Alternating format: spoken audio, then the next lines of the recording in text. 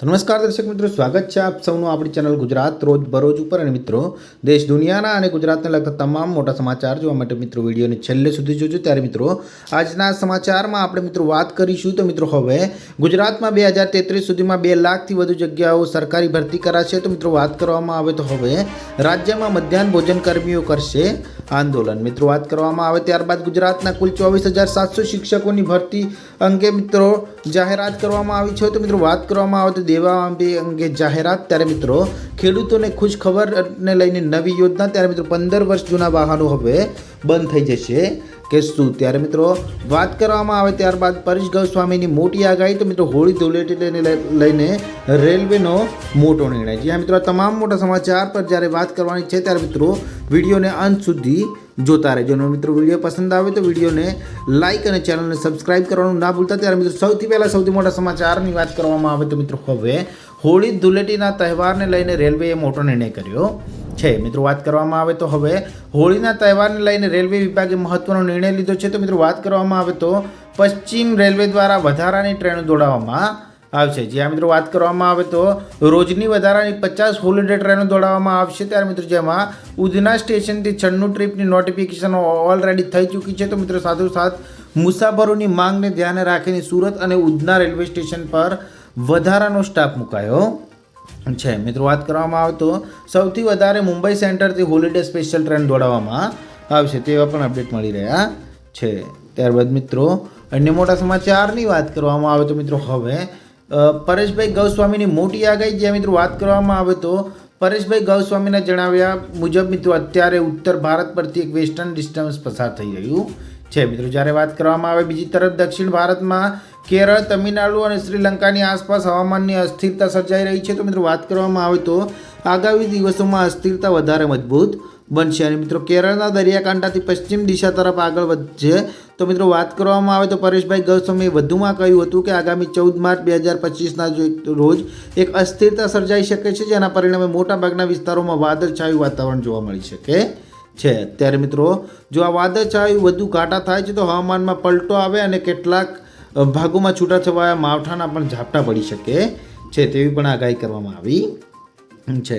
ત્યારબાદ મિત્રો, અન્ય મોટા સમાચારની વાત કરવામાં આવે તો મિત્રો, હવે અપડેટ મળી રહ્યા છે. મિત્રો, ખેડૂતો માટે ખુશખબર જે આ મિત્રો વાત કરવામાં આવે તો અનાજના સંગ્રહ માટે મુખ્યમંત્રી પાક સંગ્રહ માળખું હાલમાં યોજના બહાર આવી છે. મિત્રો, વાત કરવામાં આવે તો મહત્વપૂર્ણ જે યોજના છે, આ યોજના હેઠળ ખેડૂત તેમના ખેતરમાં ઓછામાં ઓછા 330 ચોરસ ફૂટનું ગોડાઉન બનાવી શકે છે. જેના કારણે મિત્રો, હવે જેના માટે સરકાર દ્વારા 50% અથવા 1 લાખ રૂપિયા સુધીની સબસિડી આપવામાં આવશે. અને મિત્રો, વાત કરવામાં આવે તો અગાઉ આ સબસિડી માત્ર ₹75,000 સુધી મર્યાદિત હતી, પરંતુ મિત્રો હવે 2024-25 માટે તે વધારીને ₹1 લાખ કરી દેવામાં આવી છે.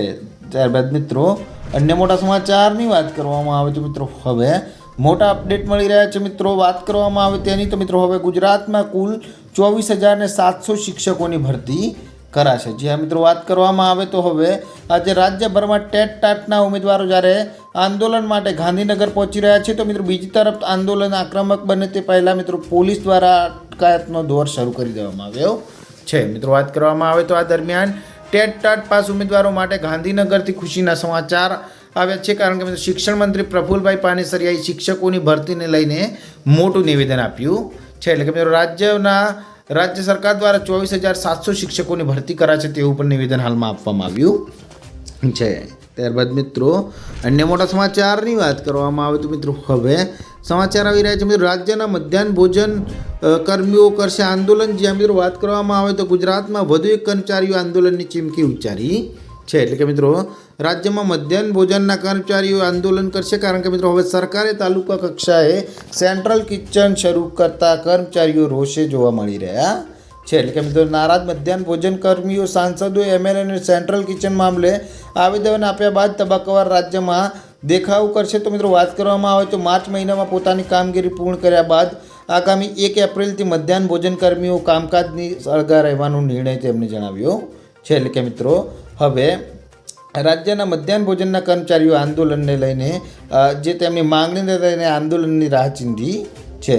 ત્યારબાદ મિત્રો, અન્ય મોટા સમાચારની વાત કરવામાં આવે તો મિત્રો, હવે સમાચાર આવી રહ્યા છે મિત્રો, ગુજરાતમાં 2033 સુધીમાં કરાશે કરાશે 2 લાખથી વધુ જગ્યાઓ પર ભરતી. જ્યાં મિત્રો વાત કરવામાં આવે આ સમાચારની, તો મિત્રો હવે ગુજરાતના વિધાનસભા ગૃહમાં મંત્રી ઋષિકેશભાઈ પટેલે જણાવ્યું હતું કે મુખ્યપ્રધાન ભૂપેન્દ્રભાઈ પટેલના નેતૃત્વમાં રાજ્યમાં વહીવટમાં પારદર્શિતા અને સુચારુ સંચાલન માટે રાજ્ય સરકાર હંમેશાથી કટિબદ્ધ છે. મિત્રો વાત કરવામાં આવે તો તેમણે વધુમાં જણાવ્યું હતું કે રાજ્ય સરકાર વહીવટી વિભાગો હસ્તકના તમામ સંવર્ગોની ભરતીના આયોજનના ભાગરૂપે સરકાર દ્વારા વર્ષ 2024થી ભરતીના 2024-33 માટે 10 વર્ષીય ભરતી કેલેન્ડર નિયત કરવાની કાર્યવાહી કરવામાં આવી છે. આ દરમિયાન મિત્રો અંદાજે 2 લાખથી પણ વધુ જગ્યાઓની ભરતી કરાશે તેવું તેમણે જણાવ્યું હતું, જે ખૂબ જ મોટા અપડેટ મળી રહ્યા છે. ત્યારબાદ મિત્રો અન્ય મોટા સમાચારની વાત કરવામાં આવે તો મિત્રો હવે 15 વર્ષ જૂના વાહનો કરાશે બંધ. જી હા મિત્રો, દિલ્હી સરકારે દિલ્હીમાં 15 વર્ષ જૂના વાહનો અંગે મોટી જાહેરાત કરી છે. એટલે કે મિત્રો સરકારે કહ્યું છે કે હવે આવા વાહનોને પેટ્રોલ પંપ પર ઈંધણ આપવામાં આવશે નહીં, કારણ કે મિત્રો વધતું પ્રદૂષણના લઈને હવે દિલ્હીના પર્યાવરણ મંત્રી મનદીપસિંહ સિરસાએ જણાવ્યું હતું કે 31 માર્ચ પછી દિલ્હીના પેટ્રોલ પંપ પર 15 વર્ષથી જૂના વાહનોને ઈંધણ આપવામાં આવશે નહીં, જે ખૂબ જ મોટા અપડેટ મળી રહ્યા છે.